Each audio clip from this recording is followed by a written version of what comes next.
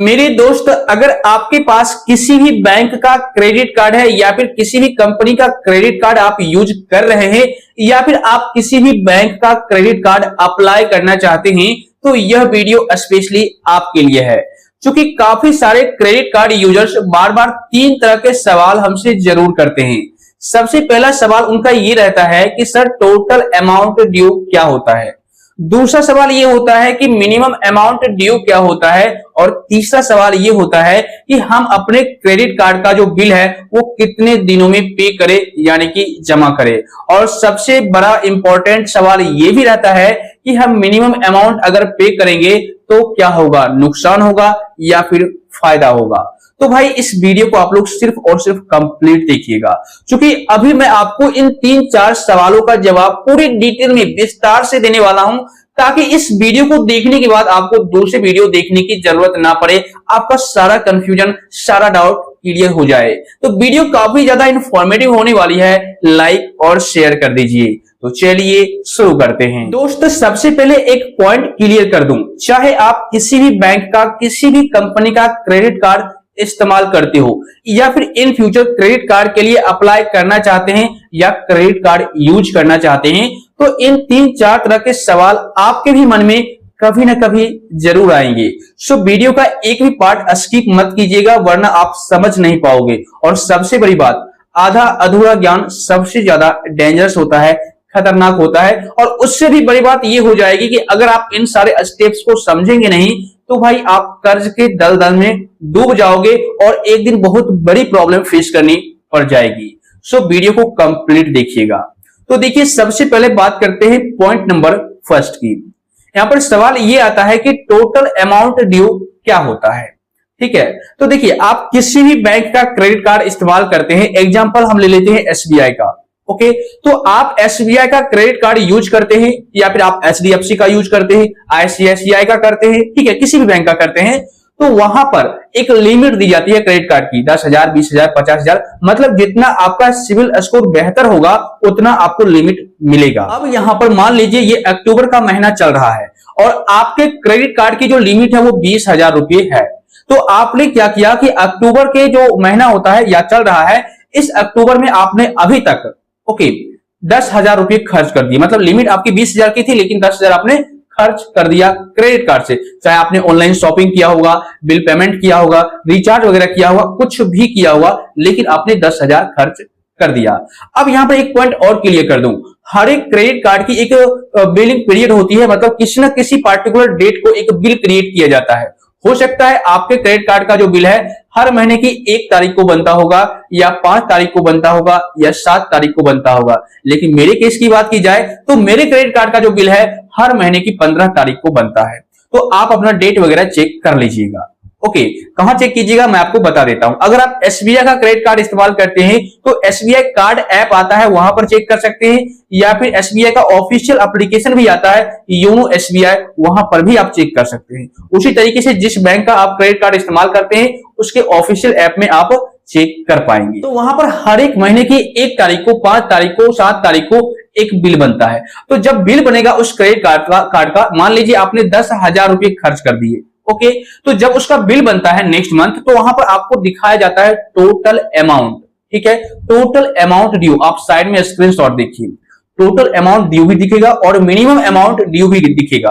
अब यहाँ पर कंफ्यूजन ये हो जाता है कि सर ये टोटल अमाउंट ड्यू होता क्या है और मिनिमम अमाउंट ड्यू क्या होता है और मैं क्या करूं। तो देखिए, मैं आपको क्लियर कर देता हूं। टोटल अमाउंट ड्यू का मतलब ये हुआ कि आपने जो 10,000 रुपये क्रेडिट कार्ड से खर्च किए हैं वहां पर आपको टोटल अमाउंट ड्यू में दिखेगा, मतलब आपका जो बकाया है, क्रेडिट कार्ड का जो बकाया रुपया है 10,000 रुपये जो आपने खर्च कर दिए टोटल, उसको आपको पे करना होगा। ठीक है, टोटल अमाउंट ड्यू में 10,000 रुपये दिखेंगे जो आपने खर्च किए। दूसरा ऑप्शन की बात की जाए जो कि होता है मिनिमम अमाउंट ड्यू, तो कम से कम बकाया, मतलब वहां पर यह होता है, मान लीजिए आपने इस माह क्रेडिट कार्ड से पैसा 10,000 रुपये खर्च किए, ठीक है, लेकिन नेक्स्ट मंथ यानी नवंबर में जब इसका बिल बनेगा 5 तारीख को, 7 तारीख को, तो वहां पर जो दिखाया जाएगा टोटल अमाउंट ड्यू 10,000 रुपये, मतलब आपको 10,000 रुपये पे करने हैं, जमा करने हैं क्रेडिट कार्ड को।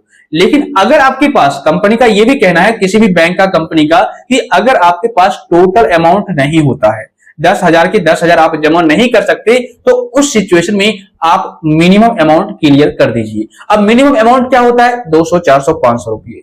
ठीक है, तो ये क्या होता है, मतलब मैं आपको क्लियर कर दूं, दोबारा रिपीट कर दूं। टोटल अमाउंट ड्यू का मतलब ये होता है कि जो आपने क्रेडिट कार्ड से अभी तक एक महीने में पैसे खर्च किए, टोटल के टोटल, चाहे 5,000 किए हो, 10,000 किए हो, वो आपको टोटल अमाउंट ड्यू में दिखेगा और वो सारे के सारे पैसे आपको क्रेडिट कार्ड को जमा करने हैं। ठीक है, और मिनिमम अमाउंट ड्यू का मतलब ये होता है कि अगर आपने मान लीजिए नवंबर के महीने में रुपया खर्च किया है 5,000, लेकिन अब आप लोग दिसंबर में आ चुके हैं, यानी दिसंबर माह में आपके क्रेडिट कार्ड का बिल बना है, ठीक है ना, तो वहां पर 5,000 का तो बिल बनेगा ही बनेगा, प्लस में अगर मान लीजिए आपके पास 5,000 रुपये उस टाइम नहीं है, तो आपको दिखाया जाएगा मिनिमम अमाउंट ड्यू, कम से कम आप 200 भी जमा कर दीजिए। उसके बाद बाकी जो बचेगा वो आपको नेक्स्ट मंथ पे करना है। ठीक है, ऐसा नहीं है कि पे नहीं करना है, पे आपको करना ही पड़ेगा, जमा आपको बिल करना ही पड़ेगा, भले ही इस माह आप मिनिमम अमाउंट ड्यू पे कर दीजिए, कम से कम पैसा जमा कर दीजिए, 200, 400 जितना आपसे हो सके जमा कर दीजिए, लेकिन बाकी जो रुपया बचेगा, जो टोटल अमाउंट में आपको दिखेगा, जैसे मान लीजिए एक एग्जांपल देता हूं, आपके क्रेडिट कार्ड का जो बिल बना है इस माह 5,000 रुपये बना है, ठीक है, लेकिन आपके पास अभी 5,000 रुपये है नहीं।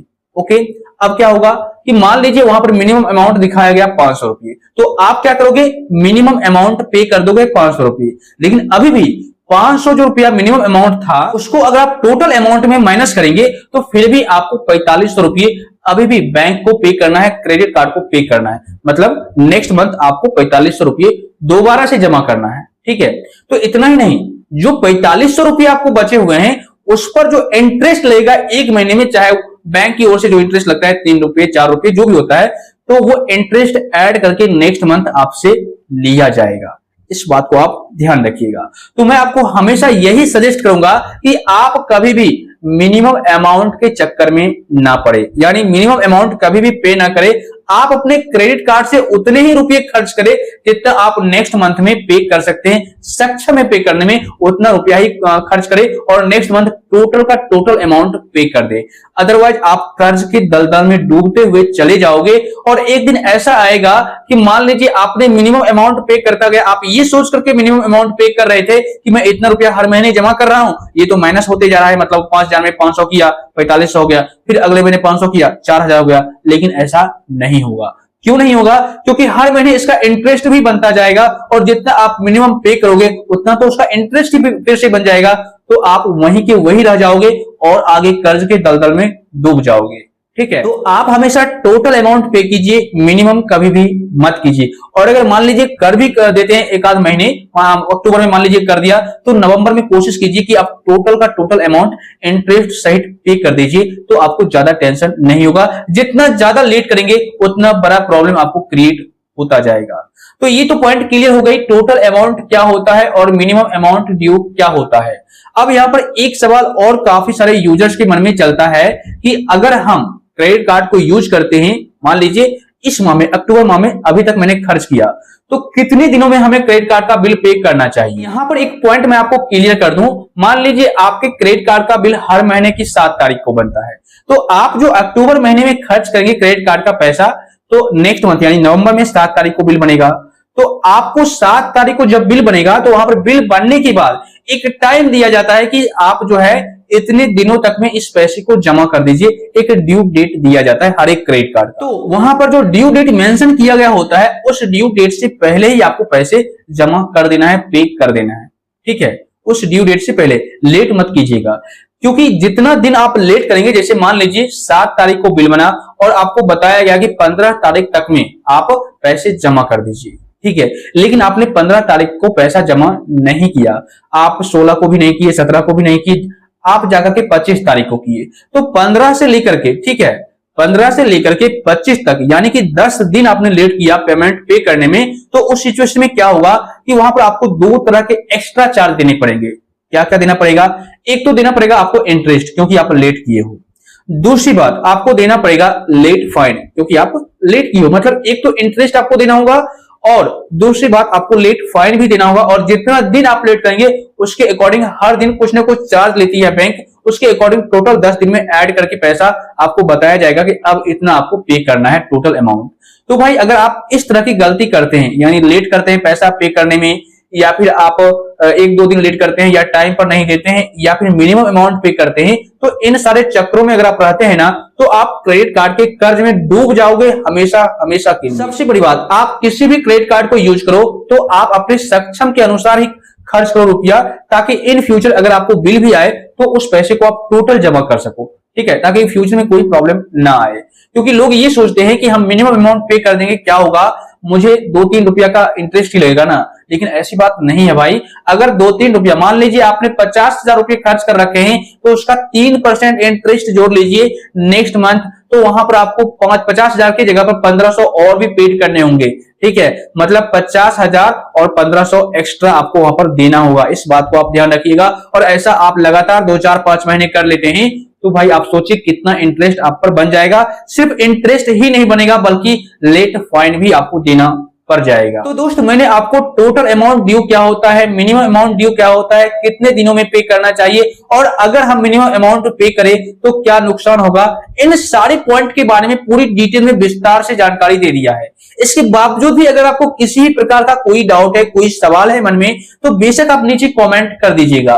वैसे अगर आपको इस वीडियो से थोड़ी बहुत भी हेल्प मिली है, जानकारी मिली है, तो वीडियो को लाइक और शेयर कर दीजिए। साथ ही आप लोग चैनल को सब्सक्राइब करके नोटिफिकेशन बिल को दबा दीजिए।